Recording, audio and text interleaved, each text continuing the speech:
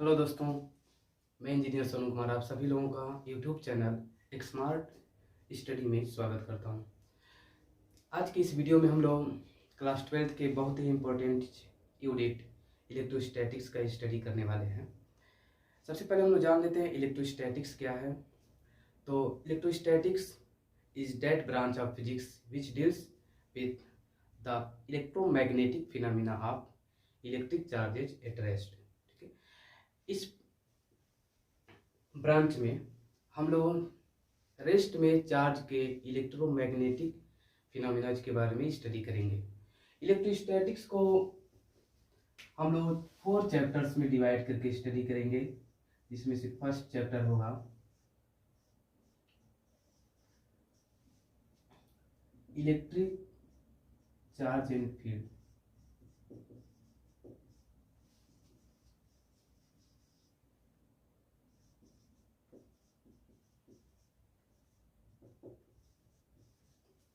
Second chapter होगा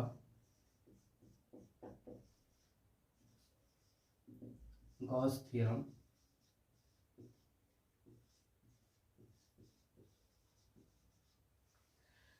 third chapter होगा electric potential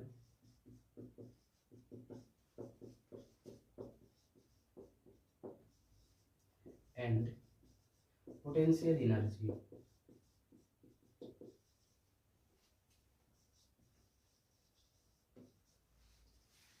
और चैप्टर 4 होगा कैपेसिटेंस। ठीक है, तो इलेक्ट्रोस्टैटिक्स को हम लोग 4 चैप्टर्स में डिवाइड करके स्टडी करेंगे। ठीक है, जिसमें से फर्स्ट चैप्टर है इलेक्ट्रिक चार्जेज एंड फील्ड। तो चलिए सबसे पहले हम स्टार्ट करते हैं इलेक्ट्रिक चार्ज को। फर्स्ट चैप्टर हम स्टार्ट करेंगे electric charge and field.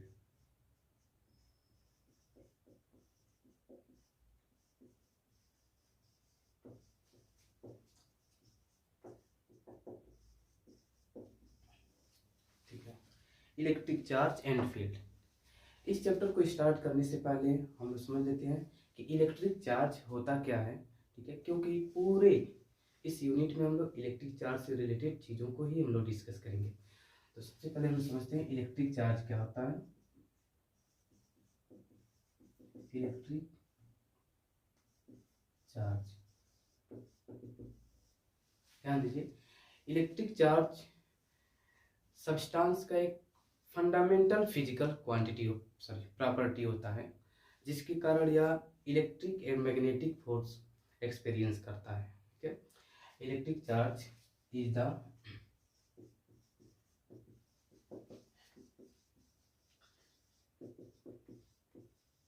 Fundamental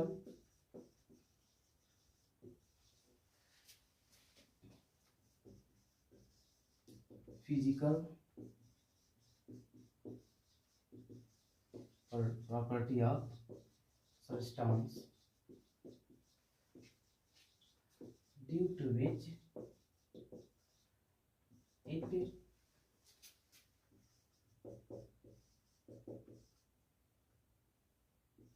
experience a electric magnetic force, experience a force in electric and magnetic field।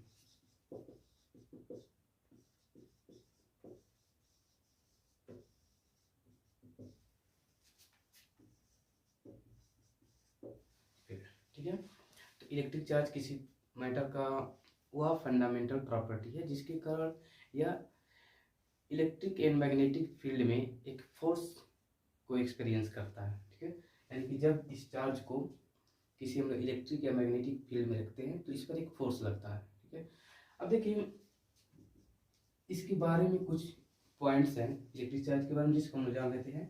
First point है इलेक्ट्रिक चार्ज एक फिजिकल क्वांटिटी है।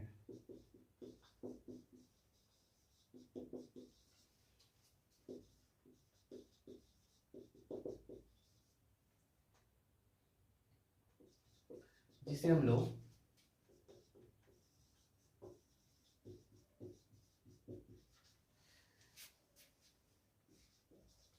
स्मॉल क्यू और capital Q से represent कर सकते हैं। ठीक है, यह फिजिकल क्वांटिटी है, तो इसको हम लोग एक सिंबल से रिप्रेजेंट भी कर सकते हैं और इसको मेजर भी कर सकते हैं।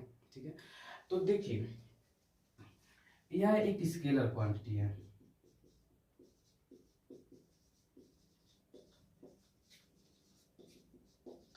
स्केलर क्वांटिटी, इनमें कोई डायरेक्शन नहीं होता है। इलेक्ट्रिक चार्ज में कोई डायरेक्शन नहीं होता है, केवल मैग्नीट्यूड होता है। एसआई यूनिट जो है, इलेक्ट्रिक चार्ज का एसआई यूनिट जो है वो है एम्पियर सेकेंड, जिसको हम लोग कूलाम से भी जानते हैं।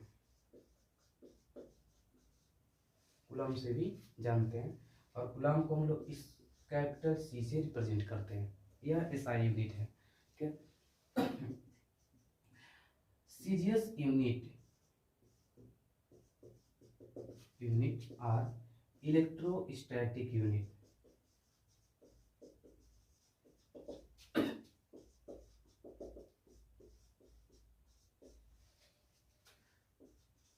Of charge is stat coulomb.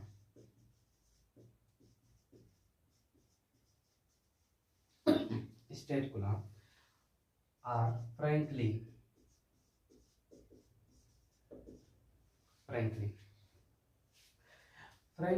Smallest unit है चार्ज की। ध्यान दीजिएगा, Franklin is the smallest unit of charge.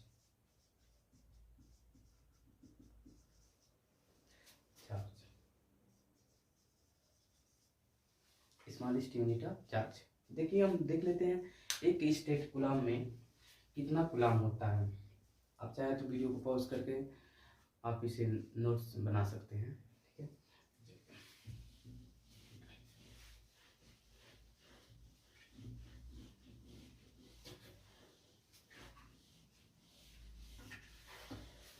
Okay.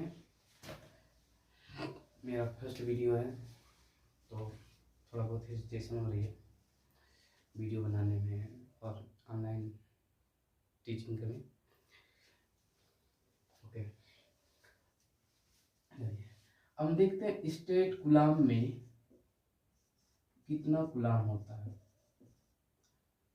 Equal to होता है 1/3 इंटू 10⁹ कूलाम।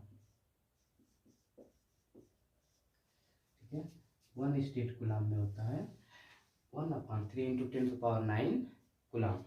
या हम लिख सकते हैं 1 coulomb equals to 3 into 10⁹ stat coulomb या फ्रैंकलिन। ध्यान दीजिएगा, फ्रैंकलिन स्मॉलेस्ट यूनिट है चार्ज का, या स्टेट कूलाम। ठीक है, देखिए सेकेंड है, नेक्स्ट यूनिट है इलेक्ट्रोमैग्नेटिक यूनिट।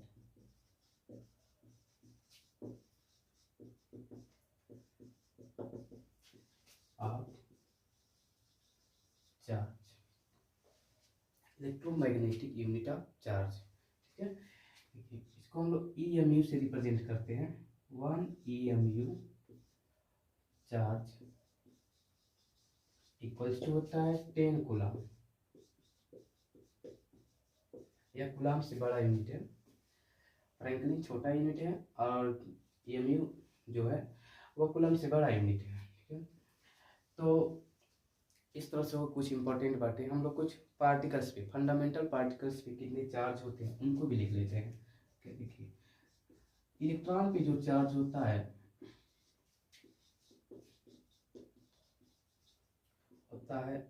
-e के इक्वल, जहाँ स्मॉल e जो है वो एलिमेंट्री चार्ज है और इसका वैल्यू होता है 1.6 इंटू 10⁻⁻⁹ कूलम। इसी तरह से अगर हम लोग प्रोटॉन पे चार्ज लिखें तो इसका होता है +e प्लस 1.6 इंटू 10⁻⁻⁹ कूलम। ठीक है, सिमिलरली अगर हम लोग चार्ज अल्फा पार्टिकल लिखें,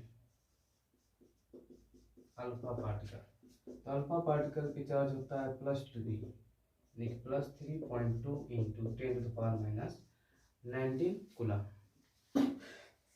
ठीक है, ये हो गए कुछ basics knowledge about charge. Charge के बारे में कुछ बेसिक नॉलेज होंगे, इसे आपको लर्न करना पड़ेगा, इन चीज़ों को आपको जानना पड़ेगा। ठीक है, बेसिक चीज़ें हैं।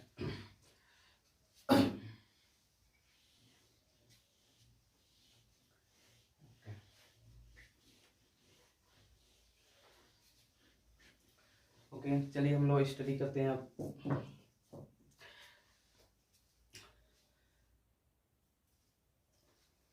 अब हम लोग नेक्स्ट स्टडी करेंगे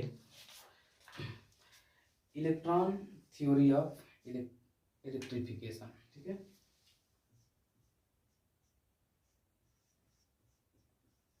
इलेक्ट्रॉन थ्योरी ऑफ इलेक्ट्रिफिकेशन।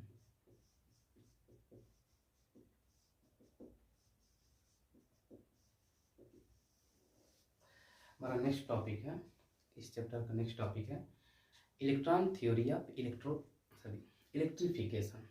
जैसे कि आप जानते हैं जितने भी सब्सटेंस हैं वो बहुत ही स्मॉल पार्टिकल से मिलकर बने होते हैं। ठीक है, बहुत ही स्मॉल पार्टिकल से मिलकर बने होते हैं, और इस स्मॉल पार्टिकल को हम लोग एटम कहते हैं। इस स्मॉल पार्टिकल को हम लोग एटम कहते हैं। एटम का जो साइज होता है वह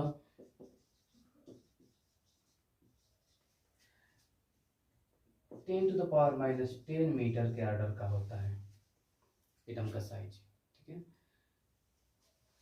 जितने भी, ध्यान दीजिए मैं रिपीट कर दे रहा हूँ, जितने भी सब्सटेंस आप देखते हैं उस सभी सब्सटेंस बहुत ही छोटे पार्टिकल से मिलकर बने होते हैं, और इन पार्टिकल्स को हम लोग एटम कहते हैं। एटम्स का जो साइज होता है वो 10⁻10 मीटर के ऑर्डर का होता है। एवरी एटम जो होता है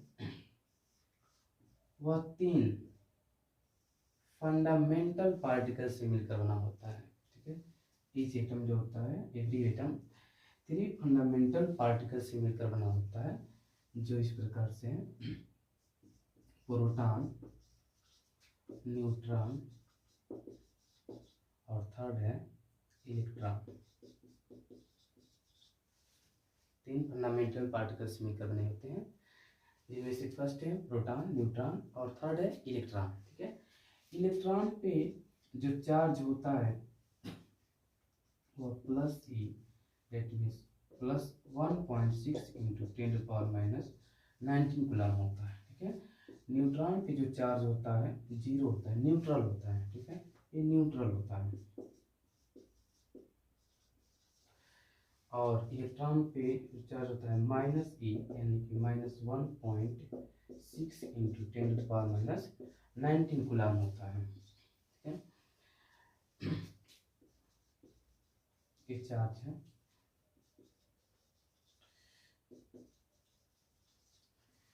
और इसका जो मास होता है 1.67 × 10⁻⁻27 kg।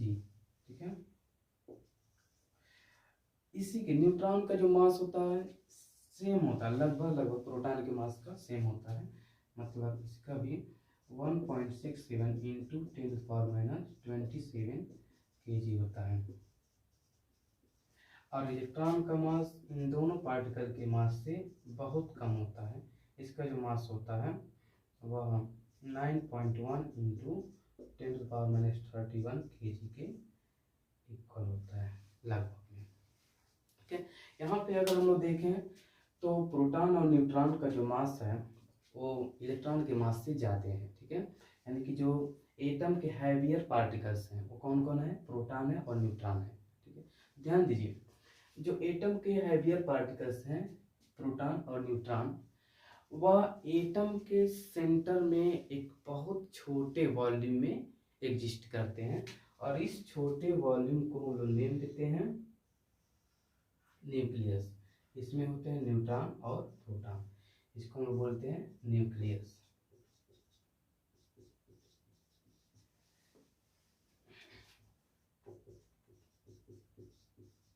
न्यूक्लियस, ठीक है।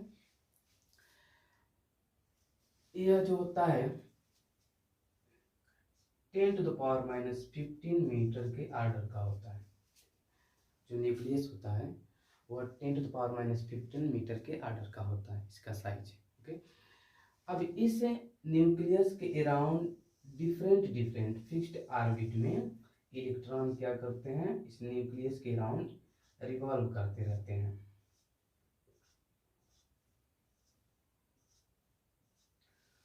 रिवॉल्व करते रहते हैं क्योंकि एटम में जितने इलेक्ट्रॉन होते हैं उतने ही प्रोटॉन होते हैं। मतलब कि जितना एटम में पॉजिटिव चार्ज होगा उतना ही चार्ज निगेटिव भी होगा। तो ओवरऑल एटम पे जो नेट चार्ज होता है वो क्या होता है, जीरो होता है।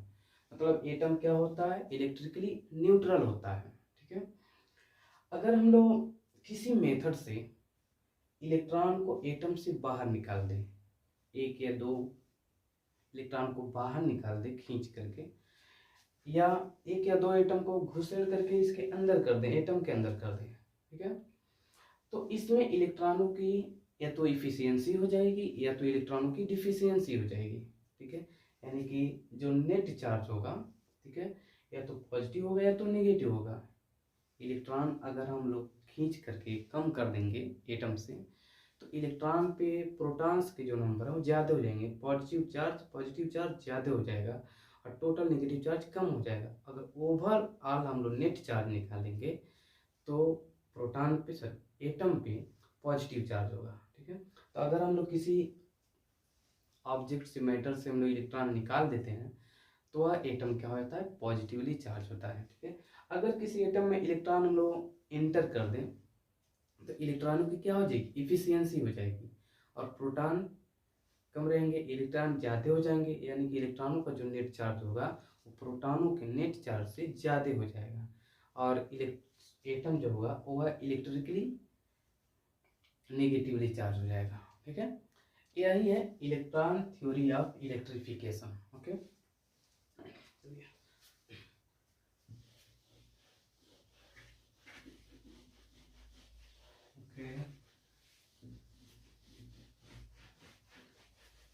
और नेक्स्ट टॉपिक है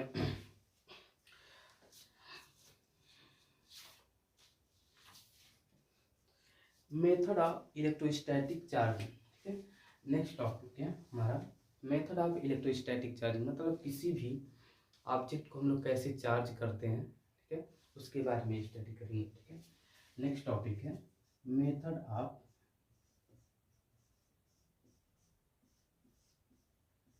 electrostatic charging.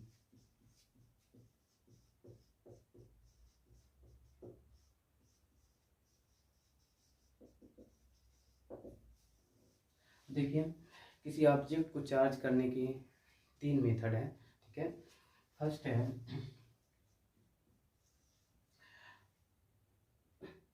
Charging by friction,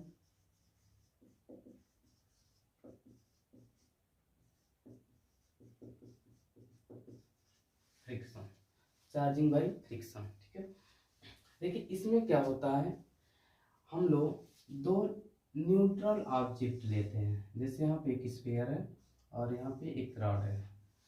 इन दोनों ऑब्जेक्ट को, इसको मान लीजिए ऑब्जेक्ट ए है और ये ऑब्जेक्ट बी है। इन दोनों ऑब्जेक्ट को जब आपस में रगड़ते हैं, ठीक है, रब करते हैं, तो एक ऑब्जेक्ट से, ठीक है, जिसकी इलेक्ट्रॉन अफिनिटी क्या होती है, कम होती है, इलेक्ट्रॉन निकल करके दूसरे ऑब्जेक्ट में जिसकी इलेक्ट्रॉन एफिनिटी क्या होती है, ज़्यादा होती है, चले जाते हैं। अगर हम मान लें कि ऑब्जेक्ट ए की जो इलेक्ट्रॉन एफिनिटी है वो क्या है, कम है, और ऑब्जेक्ट बी की इलेक्ट्रॉन एफिनिटी ऑब्जेक्ट ए से ज़्यादा है। जब इनको आपस में रगड़ते हैं, ठीक है, तो इसमें से इलेक्ट्रॉन निकल कर क्या होते हैं, ऑब्जेक्ट बी में चले जाते हैं। ऑब्जेक्ट बी वो ऑब्जेक्ट है जिसकी इलेक्ट्रॉन एफिनिटी क्या है, ज़्यादा है ऑब्जेक्ट ए से, ठीक है। अब देखिए क्या होगा, फाइनली मान लेते हैं हम लोग 2 इलेक्ट्रॉन स्पेशल, मान लीजिए 5 इलेक्ट्रॉन ऑब्जेक्ट ए से ऑब्जेक्ट बी में ट्रांसफर हो गए, तो क्या होगा, ऑब्जेक्ट ए में 5 प्रोटॉन ज़्यादा हो जाएंगे, यानी कि 5 प्रोटॉन के बराबर जो चार्ज होगा इस पर ज़्यादा हो जाएगा। और ऑब्जेक्ट बी में 5 इलेक्ट्रॉन ज़्यादा हो जाएंगे। मतलब ये होगा कि ऑब्जेक्ट बी पर 5 इलेक्ट्रॉन के बराबर चार्ज ज़्यादा हो जाएगा। ठीक है, इस तरह से हम देख रहे हैं कि दोनों ऑब्जेक्ट ए और ऑब्जेक्ट बी दोनों चार्ज हो गए हैं। ठीक है, दोनों पे चार्ज आता है, दोनों पे इक्वल एंड अपोजिट चार्ज होता है। ऑब्जेक्ट ए पे पॉजिटिव चार्ज है जितना, उतना ही चार्ज ऑब्जेक्ट बी पर नेगेटिव है। ठीक है, ओके। इस मेथड से हम लोग केवल इंसुलेटर्स को ही चार्ज कर सकते हैं। ठीक है, कंडक्टर्स को हम लोग नहीं चार्ज कर सकते हैं। सेकेंड है चार्जिंग बाय कंडक्शन।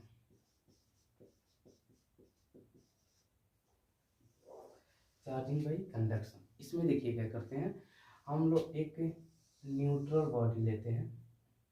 मान लीजिए ये मेटालिक स्फीयर है,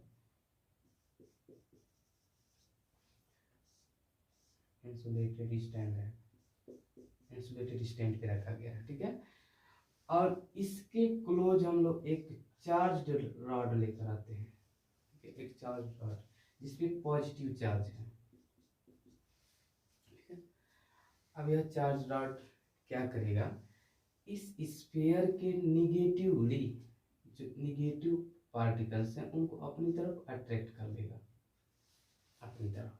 ठीक है, मतलब इसमें जो इलेक्ट्रॉन है उनको क्या कर लेगा, अपनी तरफ अट्रैक्ट कर लेगा, और जो पॉजिटिव पार्टिकल्स हैं उनको क्या करेगा, रिपेल करेगा। ठीक है, दूर भगाएगा। अब यहाँ पे एक साइड क्या हो गया, निगेटिवली चार्ज हो गया और एक साइड पॉजिटिवली चार्ज हो गया। ठीक है, मेटालिक स्फीयर है। अब देखिए इस सेकेंड साइड को हम लोग क्या करते हैं, अर्थ से कनेक्ट कर देते हैं। जब अर्थ से कनेक्ट कर देंगे तो इधर से सारे पॉजिटिव चार्ज किस में चले जाएंगे, अर्थ में चले जाएंगे। ठीक है, इनके बीच रिपल्सन हो रहा है, इसमें चले जाएंगे अर्थ में, लेकिन नेगेटिव चार्ज यहीं पे रहेंगे, क्योंकि यहाँ पे नेगेटिव चार्ज और पॉजिटिव चार्ज के बीच में अट्रैक्शन ज़्यादा है, तो ये इधर नहीं जाएंगे, अर्थ में नहीं जाएंगे। ठीक है, उसके बाद हम लोग क्या करते हैं, इसको अर्थ से डिस्कनेक्ट कर देते हैं। अर्थ से डिस्कनेक्ट कर देंगे तब इस पे क्या हो जाएगा, नेगेटिव चार्ज बच जाएगा, इस पे नेगेटिव चार्ज बच जाएगा, और इस तरह से यह ऑब्जेक्ट क्या होगा, नेगेटिवली चार्ज हो जाएगा। ठीक है, तो इस मेथड से हम लोग तो ऑब्जेक्ट को चार्ज कर सकते हैं। यहाँ पे देखिए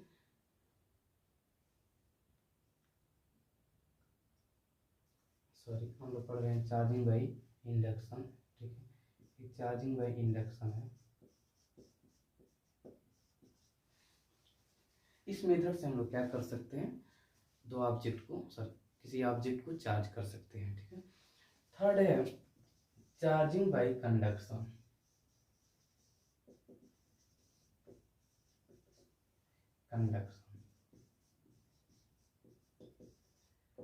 इस मेथड से हम लोग दो मेटालिक बॉडीज को क्या कर सकते हैं, चार्ज कर सकते हैं।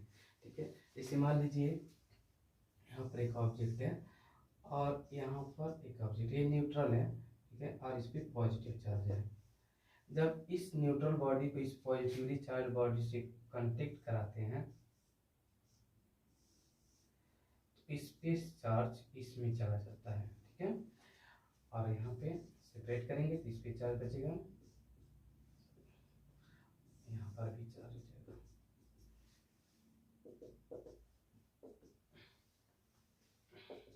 ठीक है, तो देखिए इस तरह से दोनों बॉडी क्या होते हैं, चार्ज करके कांटेक्ट करा के हम लोग क्या कर सकते हैं, चार्ज कर सकते हैं। इस मेथड से दोनों बॉडी पे चार्ज, सॉरी इस मेथड के जो चार्जिंग की ये जो मेथड है, इस पर इसमें क्या होता है, दोनों बॉडी पे सिमिलर नेचर के चार्ज आ जाते हैं, सिमिलर नेचर के। ठीक है, ओके, और इसमें क्या होता है, अपोजिट नेचर के चार्ज आते हैं और इसमें भी अपोजिट नेचर के चार्ज आते हैं। ठीक है, तो इस तरह से हम लोग किसी भी बॉडी को तीन मेथड से क्या कर सकते हैं, चार्ज कर सकते हैं, फ्रिक्शन के द्वारा, इंडक्शन के द्वारा और कंडक्शन के द्वारा। ठीक है, अब हम लोग पढ़ेंगे प्रॉपर्टीज ऑफ चार्ज। ठीक है, नेक्स्ट टॉपिक है properties of electric charge.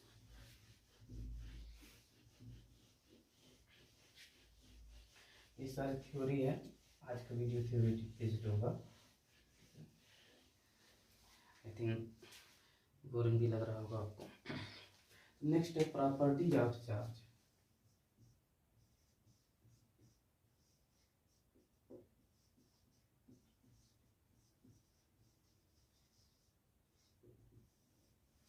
Properties of charge, ठीक है। देखिए फर्स्ट प्रॉपर्टी है,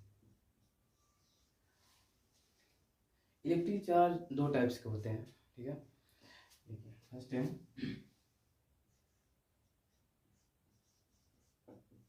electric charges are following two types.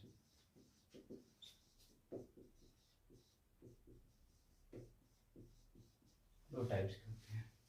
First है positive charge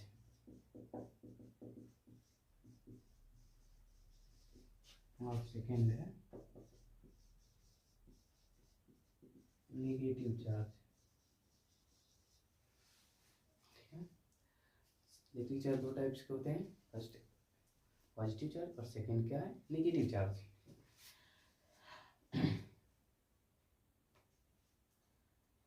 similar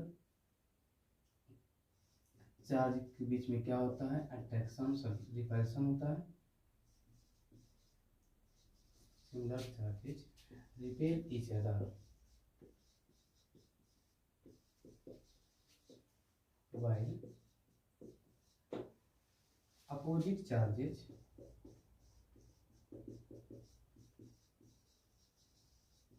attract each other.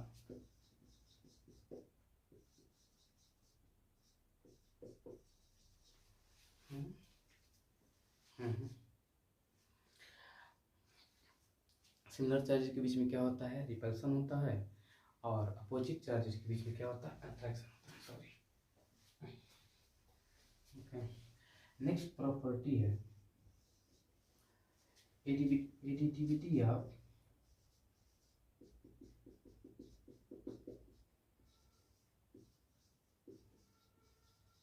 Charge. Additivity of charge, okay. Additivity of charge,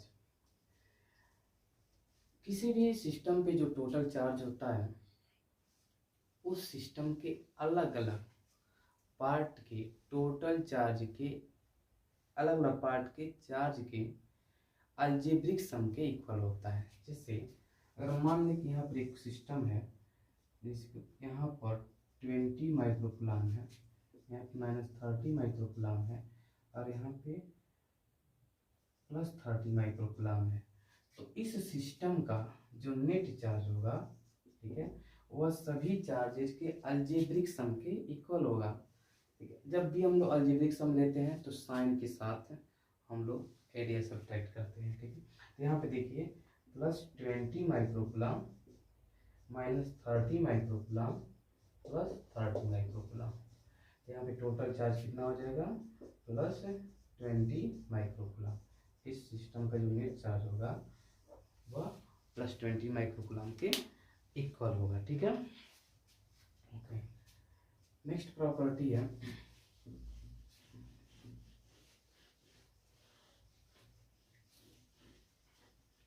हम next property पढ़ेंगे charge का, relativistic invariance of charge.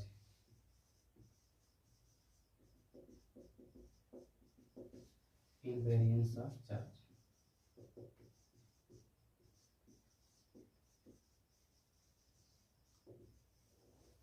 ठीक है।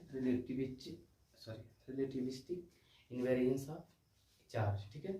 इसका मतलब ये हुआ कि मतलब जो चार्ज होता है वह वेलोसिटी पे डिपेंड नहीं करता है, ठीक है। मतलब अगर कोई ऑब्जेक्ट, सपोज दैट ये ऑब्जेक्ट है, मान लीजिए इस पे 20 कूलम चार्ज है, रेस्ट में है तो 20 कूलम चार्ज है। अगर यही ऑब्जेक्ट मोशन में आ जाए और भी वेलोसिटी से मूव करे, तब भी इस पर चार्ज 20 कूलम ही होगा, ठीक है। मतलब जो कि स्टैटिक में जो इतना चार्ज होगा उतना ही चार्ज मोशन में भी होगा, ठीक है, मतलब किसी भी ऑब्जेक्ट का जो चार्ज होता है वो उसकी वेलोसिटी पर डिपेंड नहीं करता है। ठीक है, नेक्स्ट है कंजर्वेशन ऑफ चार्ज।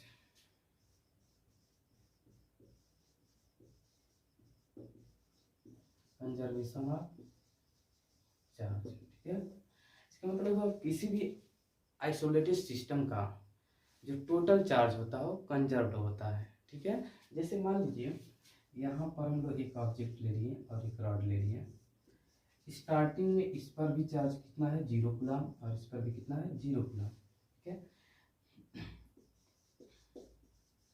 बिफोर हम लोग आपस में इनको रगड़ने से पहले टोटल चार्ज कितना है, इन पर 0 है। ठीक है, जब इसको हम लोग क्या करते हैं आपस में रगड़ते हैं, ठीक है, इस पे जितना चार्ज पॉजिटिव रहता है उतना ही चार्ज इस पे क्या होता है नेगेटिव चार्ज होता है। ठीक है, अब अगर हम लोग आफ्टर रगिंग आपस में रगड़ने के बाद जो क्यू नेट होगा अब देखते हैं, तो अगर जितना मान लीजिए माइनस क्यू तो कितना होगा plus Q, minus Q plus Q कितना हो जाएगा 0।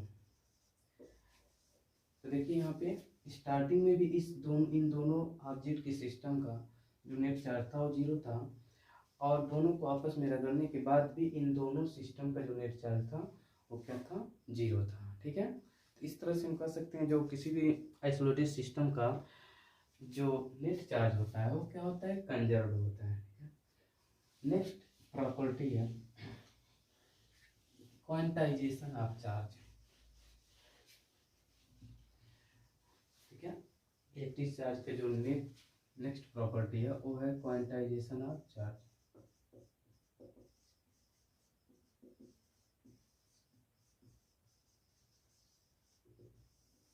ठीक है, इसके अकॉर्डिंग किसी भी सिस्टम पर बॉडी पे जो चार्ज होता है वह एलिमेंट्री चार्ज के इंटीग्रल मल्टीपल के इक्वल होता है। ठीक है, किसी भी ऑब्जेक्ट की जो चार्ज होता है वह एलिमेंट्री चार्ज के इंटीग्रल मल्टीपल के इक्वल होता है। ठीक है, इंटीग्रल मल्टीपल के इक्वल होता है।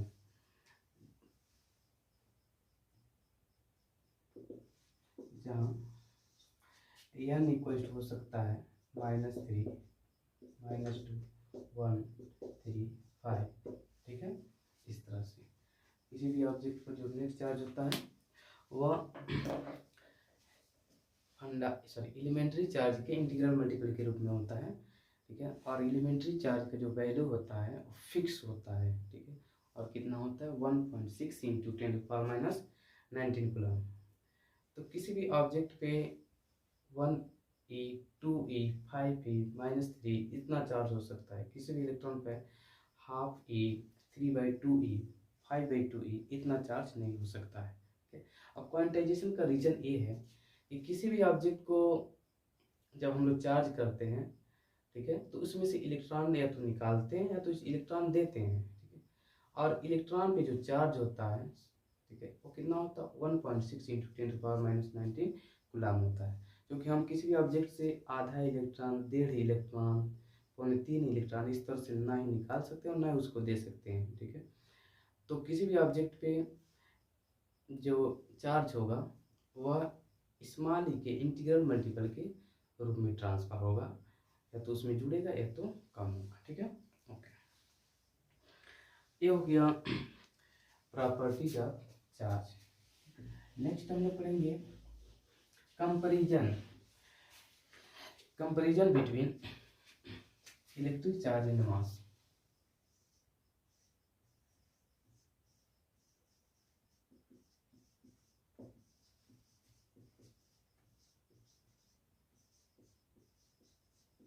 Electric charge and mass. Mass तो आप जानते हैं, पहले से इसके बारे में सुनते आ रहे हैं। इसमें आप इलेक्ट्रॉन के बारे में भी जानते हैं, क्लास 10 से सुनते आ रहे हैं। यहाँ पे दोनों पर हम लोग दोनों का कंपैरिजन करेंगे, इसके लिए एक चार्ट बनाते हैं। और फर्स्ट देखिए क्या लिखते हैं, देखिए इलेक्ट्रिक चार्ज भी फंडामेंटल क्वांटिटी है, ठीक है। और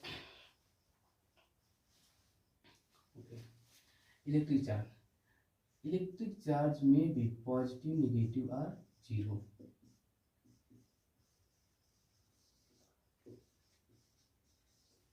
में भी पॉजिटिव नेगेटिव और जीरो। बट आप जानते हैं मास केवल पॉजिटिव होता है, नेगेटिव मास नहीं होता है, ठीक है। ये जीरो मास नहीं होता है।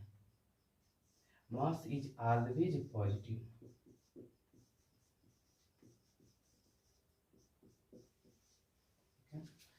सेकेंड हम लोग पढ़ेंगे। अब पढ़े अभी चार्ज इज क्वांटाइज्ड।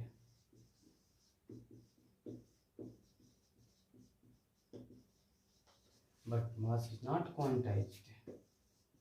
हम ऐसा नहीं लिखते हैं कि हाफ ई 2e इस तरह से 1e 2e इस तरह से हम लोग मतलब मास का कोई फिक्स वैल्यू नहीं लिया, क्योंकि इलेक्ट्रॉन का फिक्स वैल्यू ही एक ऑब्जेक्ट से दूसरे ऑब्जेक्ट में हम लोग ट्रांसफर कर सकते हैं, लेकिन ये जरूरी नहीं है कहीं पे मास का ट्रांसफर हो रहा है तो एक फिक्स वैल्यू के रूप में होता है, ठीक है। Mass is not quantized.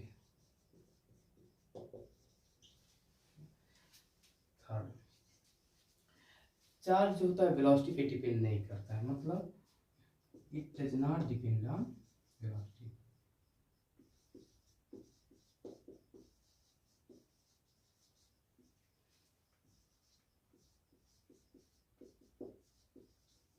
मतलब एक बार अगर कोई ऑब्जेक्ट रेस्ट में है तो जितना चार्ज उस पर होगा उतना ही चार्ज जब वो मोशन में होगा तब भी होगा, ठीक है।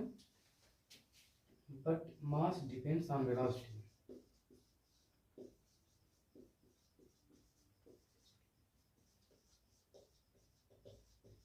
वेलोसिटी पे डिपेंड करता है, ठीक है। इसका जो डायनेमिक मास होता है वह स्टैटिक मास के 1/√1 माइनस v²/c² के इक्वल होता है, ठीक है। जो मास डायनेमिक मास होता है वो स्टैटिक मास का 1/√1 माइनस v²/c² के इक्वल होता है, ठीक है। फोर्थ आप जानते हैं चार्ज इज कंजर्व्ड। चार्ज क्या है? कंजर्व्ड है, ठीक है। किसी भी आइसोलेटेड सिस्टम का जो चार्ज होता है वो कंजर्व्ड होता है, ठीक है। But mass is not conserved.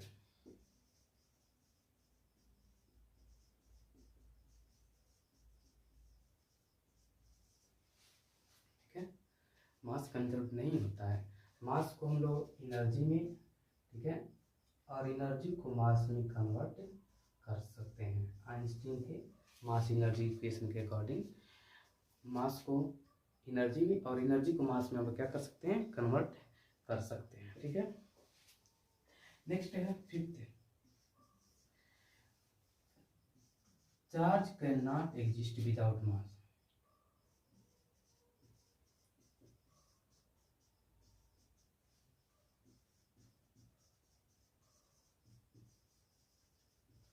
Charge के बिना मास का कोई अस्तित्व नहीं है, सॉरी, मास के बिना चार्ज का कोई अस्तित्व नहीं है, ठीक है। लेकिन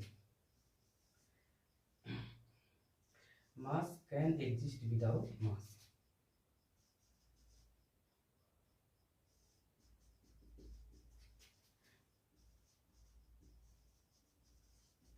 ठीक है, ध्यान दीजिए। मतलब ये हुआ अगर जहाँ चार्ज है वहाँ मास कंपल्सरी है, ठीक है, लेकिन जहाँ मास है वहाँ कंपल्सरी नहीं है कि उस पर चार्ज हो। ठीक है, आज की इस वीडियो में हम लोगों ने केवल चार्ज से रिलेटेड कॉन्सेप्ट के बारे में डिस्कशन किया है। मतलब ये कह सकते हैं आज का वीडियो जो रहा है टोटली थ्योरेटिकल रहा है। इसमें से कुछ आपको डाटा दिया गया है चार्ज से रिलेटेड, उसको आपको याद रखना है। नेक्स्ट वीडियो में हम लोग पढ़ेंगे कूलॉम्स लॉ, ठीक है, force between 2 point charges. Okay, तब तक के लिए धन्यवाद।